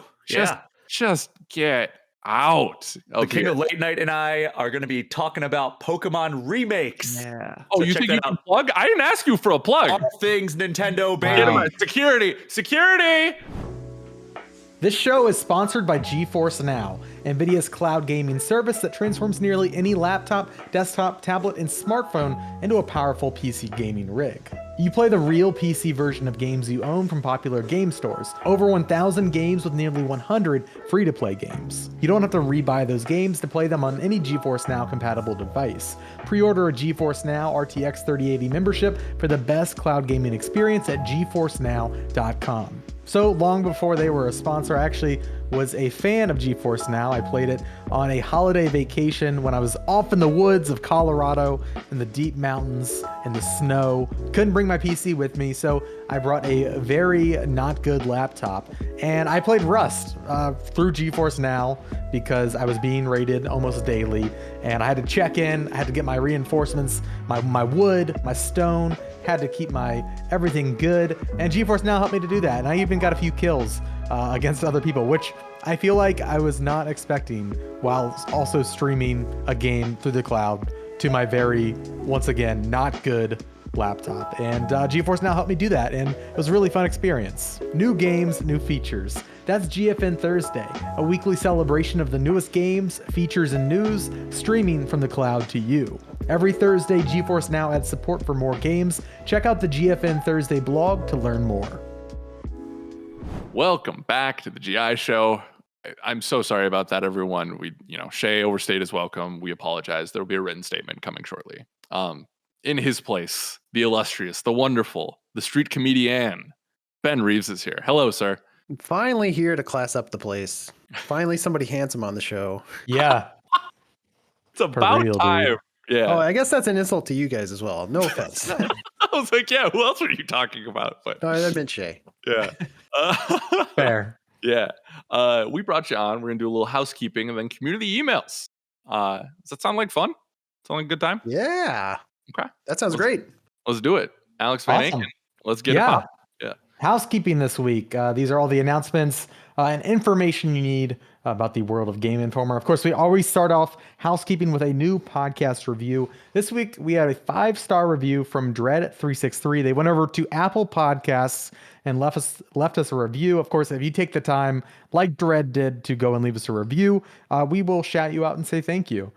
Please go leave an honest review. Of course, we like positive ones, but please be honest. And Dread363 says, a new listener has appeared. Started listening a few episodes ago, and I've enjoyed it. Great discussion on games, and I like the overall tone of the show. I've been getting the magazine for a long time, and I can't believe it took me this long to get into the podcast. Keep up the good work. Thank you, Dread363. We appreciate you. You think that was honest? Good tone. Yeah. Thank you, Dread363, aka, no, I'm kidding. Yeah. My mom. Yeah. I do want to, while we're on the topic of reviews, I want to shout out Ruben the Third. He was the person who gave us a 2-star review for not having timestamps, and we kept, we threw a little shade. Changed it to 5 stars. Let's It is now a 5-star review. Wow. There we go. Ruben. There's beautiful Ruben the communication Third. right there. So thank you. Thank you, Ruben. Shout out to Ruben. That's so funny. That has become like an ongoing gag. Yeah. And he was like, oh, I guess I'll do it finally. Thank you, Ruben. gagged We him? appreciate you. Yeah, we did. No Yeah. wonder he gave you 2 stars. How you think we get all these 5 stars? Yeah. Bullying. Thursday stream this week, twitch.tv/Game Informer, of course, at 2 p.m. Central. We've got, I think we're going to do Halo Infinite multiplayer. We did it on Monday, me, Reiner. We had special guest Jesse Vitelli, and we had so much fun. We're going to do it again. It's up on our weekly Thursday stream. Of course, that is every week, same time, 2 p.m. Central, twitch.tv/Game Informer. Yeah, come hang out. It's going to be a good time. Halo Infinite.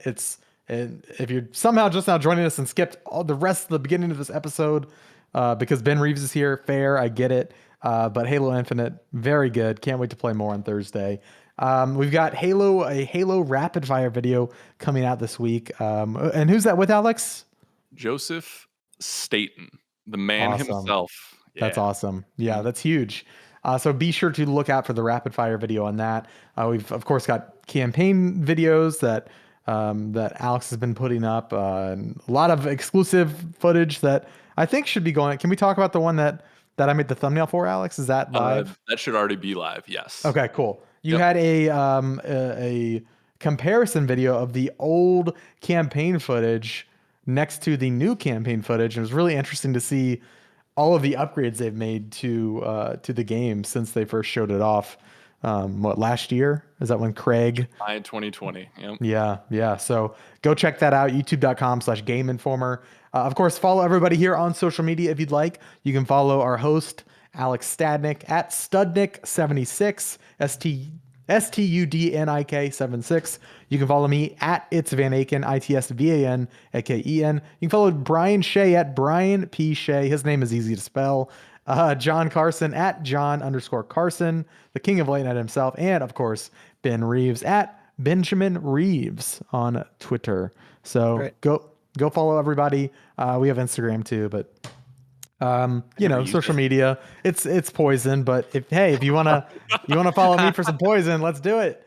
And that's the housekeeping for the week, Alex. I'm going to send it back to you for listener emails. Listener freaking emails, the beautiful section of this show where you get to help us create the show. We take your, what did you used to say, Reeves? We take your hopes, your dreams, your nightmares, and we talk about them. I don't know. That sounds Talk like a about thing you. I would say. Yeah, I had this really weird nightmare the other night. Can we talk Let's about not it? get into it. Oof. No. Oh, Well, okay. Well, is it video game all right. related? Write into podcast@gameinformer.com, our email section where you can send all these beautiful games, questions, concerns, the whole thing. So I'm not looking forward to yours, John, but I kind of am. I don't know what that's Yeah, gonna or John, you could go to the I'm not community Discord, which you get access to via Twitch if you are a subscriber of our Twitch channel. That gets you access, John, into our official Game Informer community Discord, and you can also ask questions there if you want to get into the listener email section of the show. What kind of questions can people ask?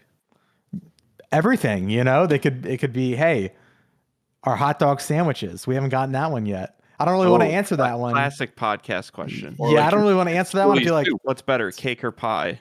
yeah, I feel like we've answered those before. But like of Okay. that, you could ask those kinds of questions, I think or hot you know, dogs or burritos. That's what I think. exactly. Hey, See? no. Open-faced burritos. We're not talking about this anymore. Or you could ask like video game questions, like, "Hey, That's overrated. I think this game is underrated. What do you think?" Or whatever interesting question. Try to listen to the ones we've answered on the show within the recent episodes, and just so there's not overlap. We want to get your question on the show. But yeah, that's how you do it. Alex, let's get into the questions.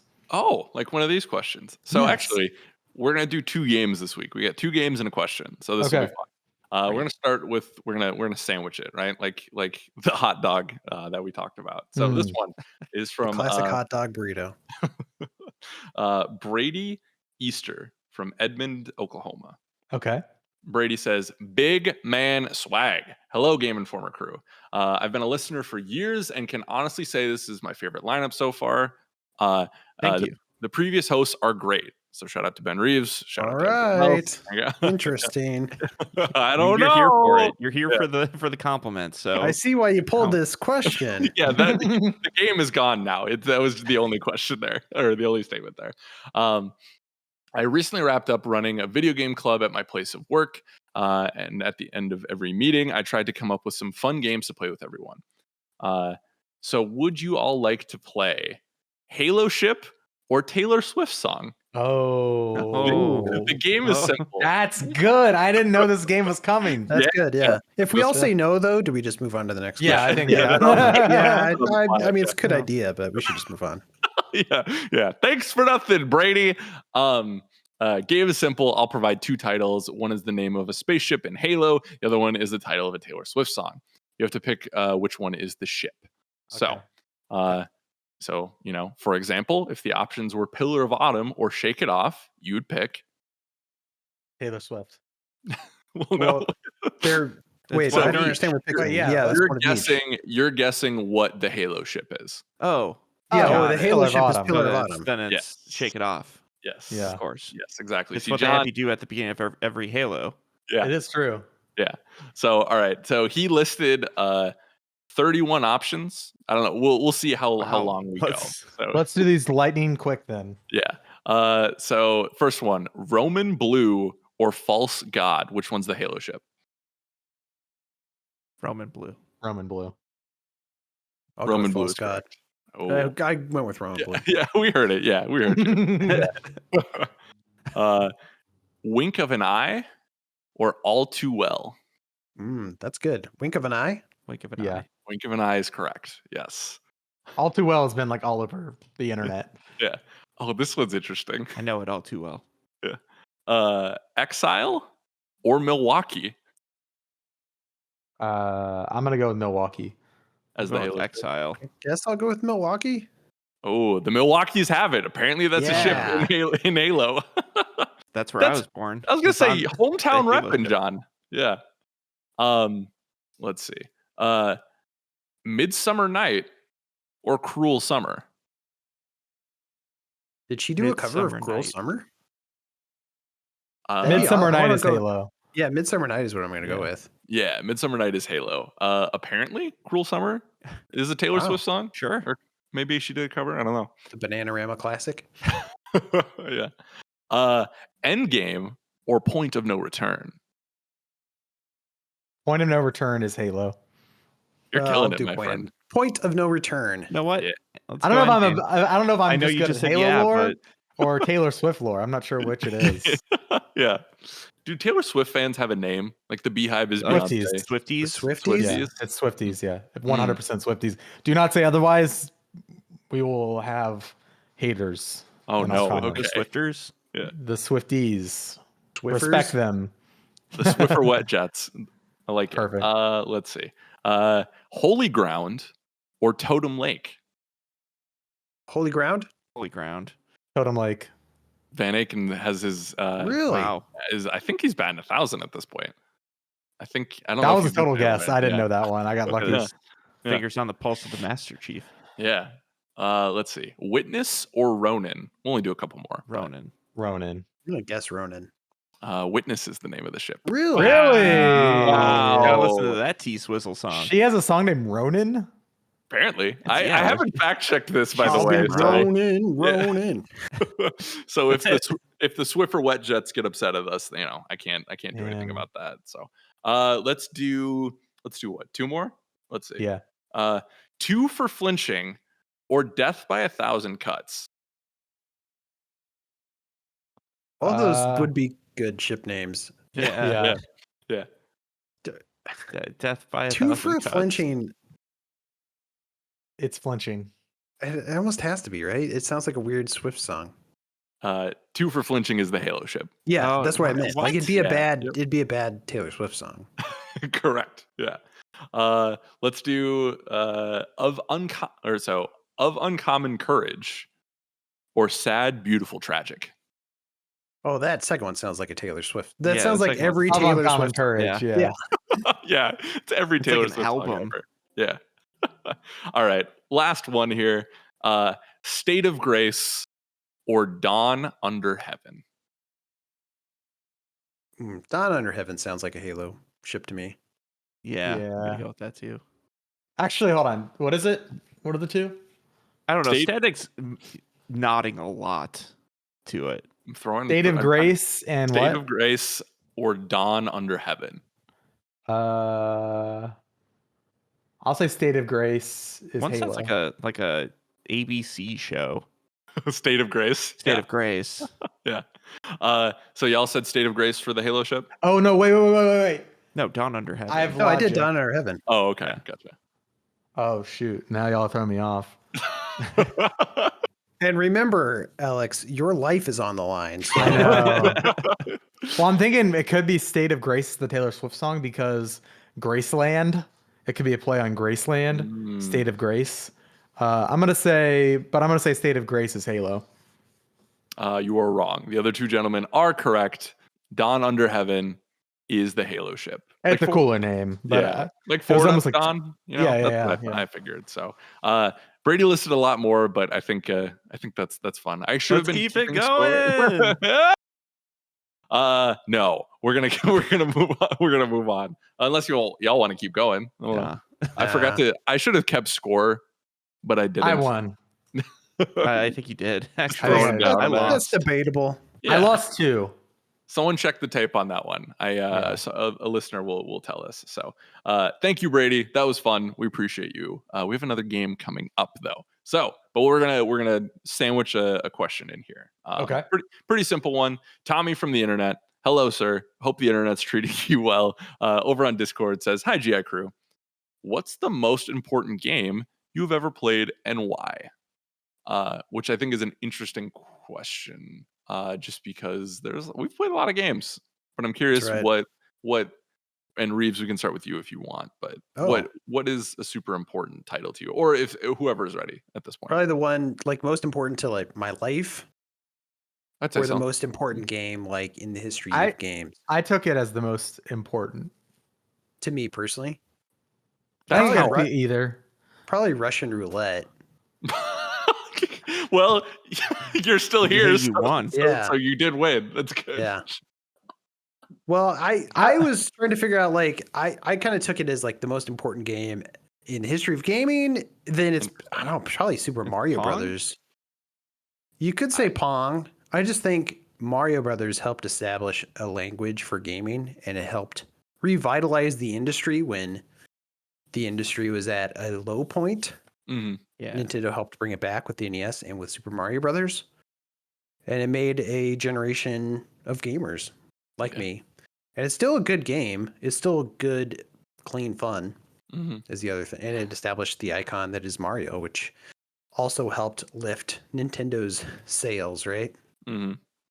Yeah. I guess I don't know if y'all think there are other important games. We can hit on that. There are none. That was it. Yeah. I think in a different kind of important, one of the few games that actually has a real life meaning, I think, like That Dragon Cancer was that narrative game about Joel Green, the kid who died to cancer. And I always, the creator of that game, Ryan Green, lived like 30 minutes from me in Colorado. Never wow. met him, but I always like felt like a connection to him that way. And like his story is like a memoir of his son's life.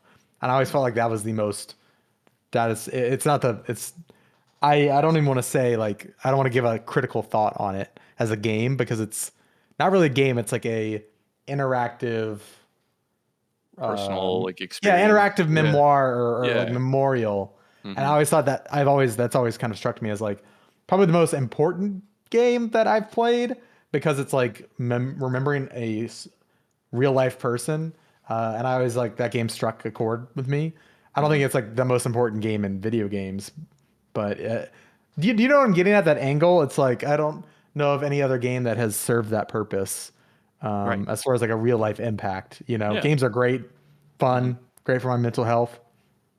But I always thought that was Something an that interesting game. impacted you personally and helped shape your life. Is that where you're going with this?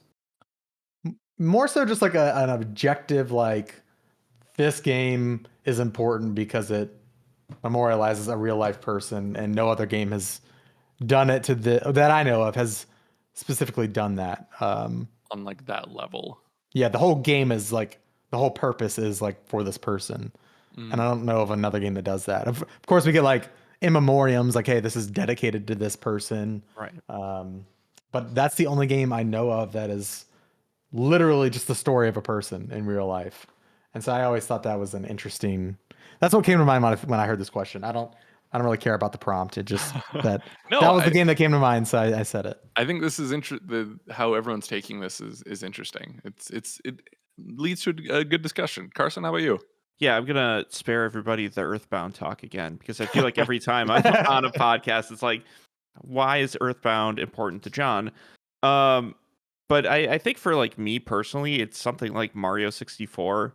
It was the first game that I cared about like generational differences in games. It was that groundbreaking moment between like playing everything in 2D and having a free moving 3D game, and which changed games altogether after its release. We're still seeing the impacts of Mario 64 today. Yeah. But also it's like the marketing for it. Like I remember getting like that EGM with Mario 64 on the cover, like, and that magazine was one of the reasons why I wanted to pursue a career in games media. So like there are a myriad of reasons why that game is important to me. So I think for the industry, there could be an argument that Halo Combat Evolved is one of the maybe the most important game because it did a lot of things. The other temptation is to say Mario or Ocarina, but Halo did so many things. Number one, it brought us it popularized that twin stick, that format of Console playing shooter. first console. It is the console shooter. Like it figured out a way to make that work. It was really like don't get me wrong, like Quake, Unreal, that was like the birth of esports. But Halo took it to huge places with like MLG, Major League Gaming, and like Shout out, RIP. the esports that we know today, I think, has a lot to thank Halo for. And lastly, just online play in general on consoles.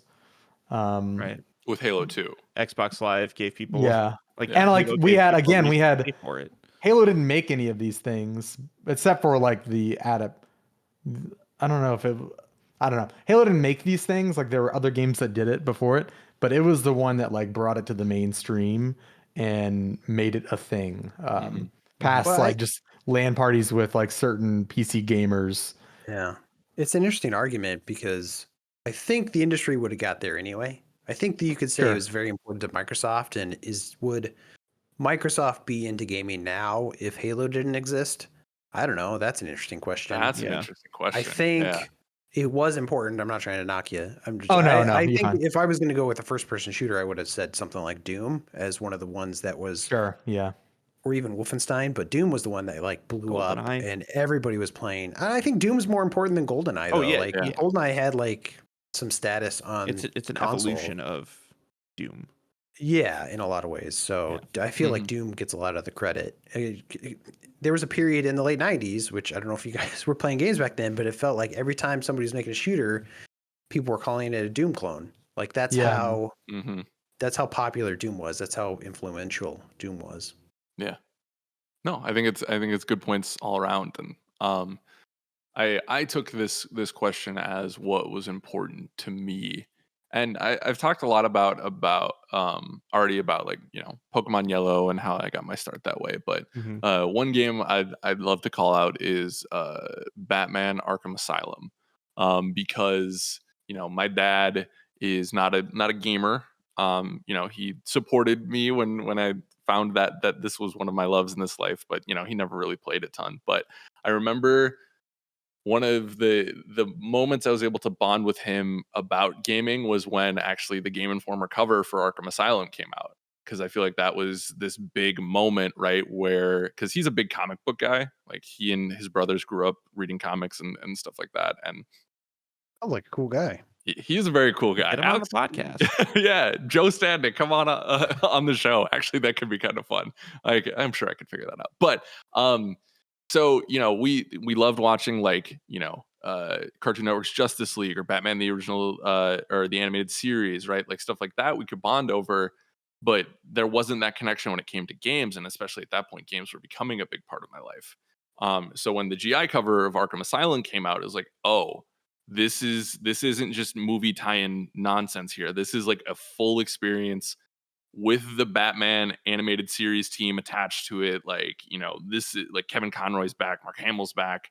Like this is amazing. So I remember getting that issue, him and I reading it together, and then finally getting to play he didn't watch the whole game with me to play it all the way through, but he was there for the first couple of hours, and it was a fun bonding experience that he and I had usually saved for like, going to Vikings games or Twins games or like watching like, Batman and like Spider-Man and that kind of stuff. So that's one, even though that's not even my favorite Batman game, like Arkham City, I think as a game is my favorite, but that's a memory I'll always cherish and hold dearly. So, and who wrote that cover story? Reeves, do you remember? Brian Batman. Vore. More? Oh, Yeah. Batman wrote it. Kevin Conroy himself. Yeah, I'll have to go thank Kevin Conroy. But yeah, I don't know, just sweet stuff like that. Something that is special to me. So, but yeah, really good question. Reeves, did you have one that you like was important to you? I feel like we kind of touched on it a little bit, but I feel like for me, 1998 was a formative year, Mhm. and just in terms of like, there's a ton of games that were like big, influential games just in my love of gaming. Stuff like Resident Evil 2, StarCraft, Ocarina of Time. Like I've talked about this a ton of times. Yeah. At the time in that year when that stuff was all coming out, I remember Metal Gear Solid, like the first Metal Gear Solid, reading up on that game and obsessing about it, and it sounded like the coolest thing in the world to me. It was a new type of game. It felt more real, and back then, before Metal Gear Solid, games were kiddie in a way that we didn't have a lot of mature games about spies, which sounds crazy because there's there's tons of military shooters and spy stuff now, but back then that was new, a game that took it. And again, Metal Gear has gone off the deep end, but it felt it felt a little bit more real back then, even though it was gonzo and weird at the same time. So for me at the time, that game specifically elevated my opinion of what games could do, and it sort of solidified in me like, hey, I think this is something that I'm going to keep doing for the rest of my life. Yeah, is playing games. That's really cool. Yeah. So is it the most important game or even my favorite game today? I don't know, but yeah, definitely one of the most important.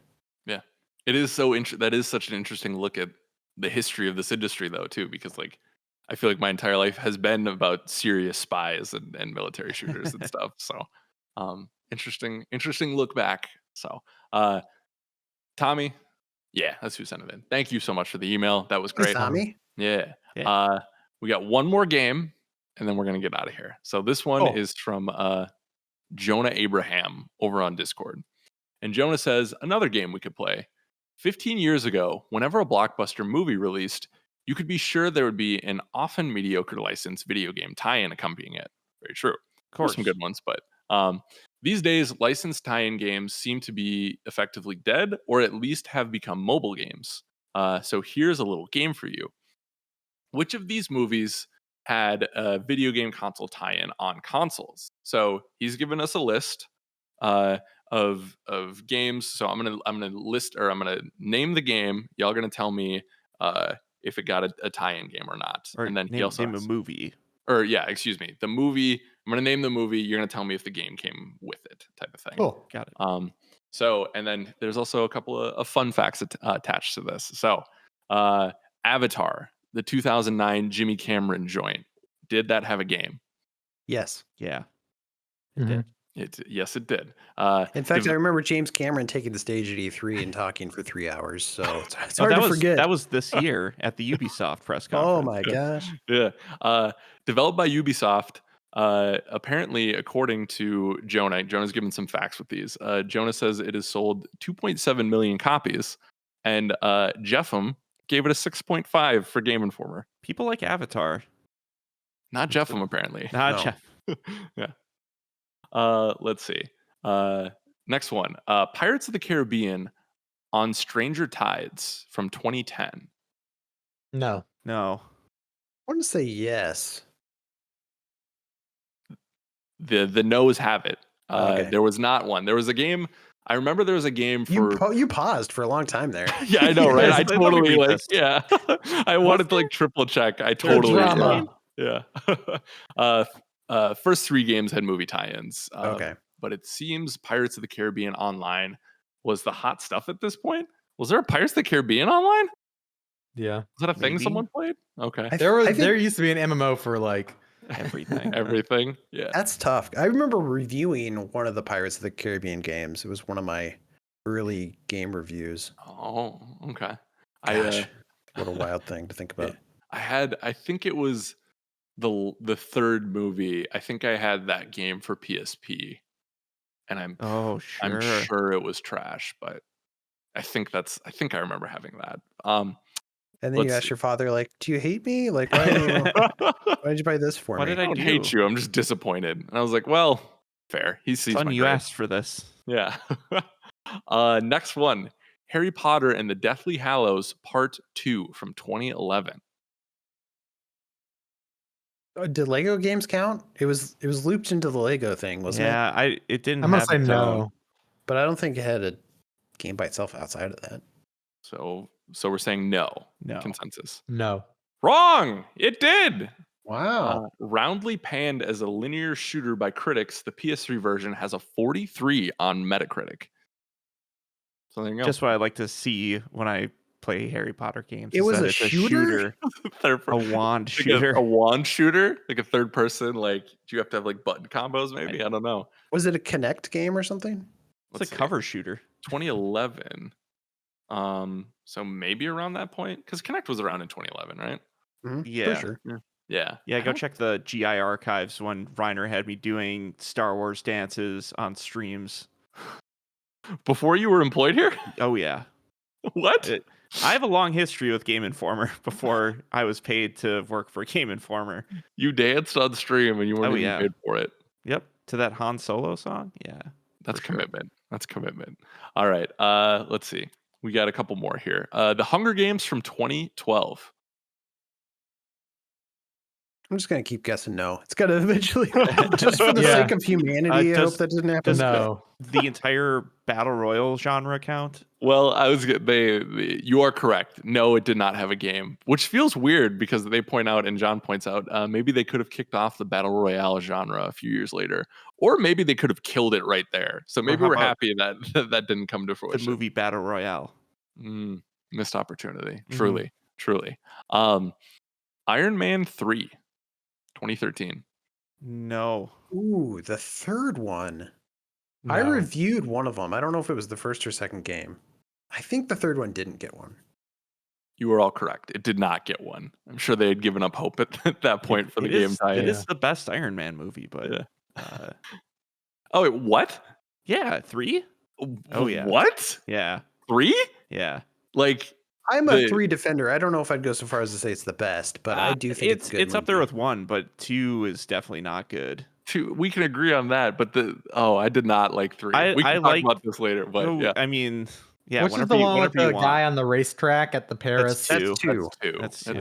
That's the best one. Mickey. All Really? right. Now Oh, you're just no. no. Look at him. He's just causing. He just wants to see the world burn. Number 1 is unequivocally the best. But moving on. Do we I fell asleep consider during it. Still never seen the whole thing. the first one? Yeah, I went to a midnight screening. I was exhausted. I had just watched Holes. Oh yeah, some Yeah. Shia LaBeouf. There we No, go. I'm mixing up That experiences. can't be the same year. Yeah, I'm actually, mixing up experiences. 2009. I did fall asleep. Holes was the one I saw the Lizzie McGuire movie right after. Yep, that's a Iron Man was years later, but I the did fall asleep because it was a midnight release. Lizzie McGuire movie starring Robert Downey Jr. Apparently. The Amazing Spider-Man 2 from 2014. Yeah. Yeah. That's the one everybody loved. Yeah. Also reviewed by Ben Reeves, apparently. The Game Informer tagline for this game was a web of banality. And sorry. I was thinking of Sam The Raimi's. original. Yeah, Yeah. sorry. You said Amazing Spider-Man, which from 2014. apparently I reviewed it, but Yeah, what else did I say about it? You gave it a 5.5. I was like, Yeah, when that's you the said one the one everybody everyone loved. loved, Yeah. I was Except like, me. huh, yeah, maybe y'all had a 5-point grading scale at that point and you loved it that much, but apparently not. I do Finally- remember kind of liking. Oh no, never mind. I'm thinking of the Sam Raimi one again. The third one that came out around the time of the Sam Raimi, the third Sam Raimi film. I remember kind of liking. Okay. Yeah. Because the web swinging in those were fun. Yeah. you Right. know? Yeah. 2 but- 2 is the best though. 2 out of those. Yeah, I think that sounds right. But not Amazing Spider-Man 2, apparently. Not that one. No, not that one. Last one here. Star Wars The Force Awakens from 2015. And Lego games don't count. Lego games do not count. No. I want Correct. to say no then. Unless you count like Battlefield. Nope. Well, this person didn't. They said no, although one might count Lego Star Wars as a tie-in. But for the sake of this game, I said no. So yeah, there you go. There's a fun little tie-in there. I did like that they incorporated the scores, what GI gave them if it That's was nice. applicable. That was Did all the nice. work for us. I we were- do like that we don't really. I don't mind having a game that comes out around the same time because oh gosh, what was the Respawn Studios game? The Jedi Force Awakens. Oh, What was it Jedi called? Fallen Order. Fallen Order. Good grief. Yeah. Yeah, that came out the same year as Force Awakens, didn't it? It came out Mm. this Rise of was it Last Skywalker. Jedi? Yeah, Rise of Skywalker. That's why I knew it came out the same year as Yeah. a Mm. Star Wars game. So like the fact that we get it's not a tie-in in that it's not based on the film, but the fact Right. that like here's another thing from this franchise you can play. That That's its that is own actually thing. better for it. I think it's actually Yes. better that the way we're structuring this now because I we thought you can were gonna have say it's good better than games. the Rise of Skywalker, Which yes, would also be Which correct. I also agree with, but yes. Yeah. Yeah, I'm very excited for whatever comes next for Fallen Order. Not very excited for what comes next in the movies, but it sounds like I don't have to worry about that for the next 5 years or so. Cool. I think that is an episode of the Game Informer show. That's it. Nice. We did it. I think we kept this one sub 2.5 hours this time, but we We'll will see. find out. You'll let me know in the edit bay, Alex. break out more. Maybe we Taylor should do Swift some songs. 60-minute episodes during the slow weeks. Okay. The just really get it down, like maybe 20 minutes. Yeah. 20 I think minutes. people would like Something that. work. Yeah. We'll find out. Before we go, Reeves, you want to plug your podcast? Yeah, me and Marcus are hosting a podcast called Video Gameography, which you can find basically anywhere you get your podcast. So wherever you get this show right here, you can get Video Gameography. It's a podcast where we look at some of the most popular video game franchises in history, and we do it one title at a time. Right now, we're starting with the Metroid franchise. So we've covered everything up through Metroid Prime 2. And Okay. Metroid, or I should say Metroid Prime 2, that episode comes out this Saturday. So every Saturday is a new episode for you. Come join us, and we're trying to figure out what we're going to do next. So come join our Discord and debate about what game series you think we should do next. Oh, okay, cool. So you can't tease yet what you're doing next? You're still working on it? I don't know what I would tease because I don't know video what it is. game. Yeah. Yeah. Whoa! It will be a video game franchise. Okay. That's Cool. not Metroid. Yeah. Hey, video gameography is very, very good. You've had some great guests on. It's a nice, I love how all of our podcasts kind of merge nicely too. You know, you get to celebrate the history of these games. You know, we kind of are looking at now, and Shay's looking at Nintendo. So, good stuff. Congratulations on that, on the start of that, by the way. You're killing it. It's been fun. I think it's fun to listen. Well, I listen to it while I edit it, so I get sick of it. But hopefully, if you just listen to it once and you don't have to cut out things, you would love it. For sure. I do listen. That's good. Yeah, it is. And like, to be clear, you guys do all the editing, right? You put everything together. Like, it's not, Alex and I aren't doing anything. So it's awesome. Y'all are killing it. So Yeah. Me and Marcus, we're handpicking all the guests and doing the editing. So yeah. Thanks. It's been a fun time.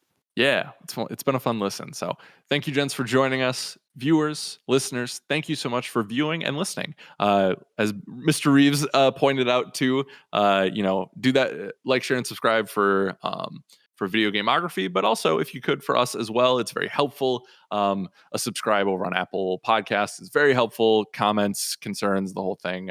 Your support means the world to us. So go over to wherever you find your podcast and give us a listen, give us a sub. So thank you. Be good to one another, and we'll see you next time. Bye, everyone.